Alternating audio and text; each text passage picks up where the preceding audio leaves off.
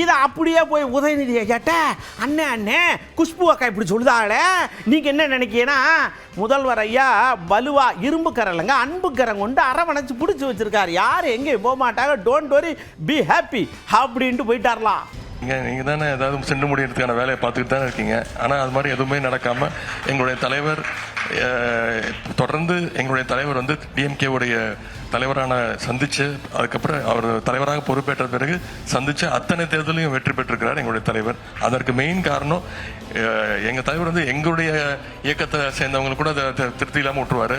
ஆனால் கூட்டணி கட்சிகளுக்கு ரொம்ப அவங்கள வந்து ரொம்ப திருப்திப்படுத்திடுவார். அந்த அளவுக்கு அந்த ஸ்பேஸை கொடுப்பாரு. எல்லாரையும் அரவணைச்சு போகிற ஒரு தலைவர், எல்லாரோடையும் ஆக்சசபிளாக இருக்கக்கூடிய ஒரே தலைவர் எங்களுடைய முதலமைச்சர், எங்களுடைய தலைவர். அதுதான் வெற்றிக்கு மிக மிக முக்கிய காரணம்.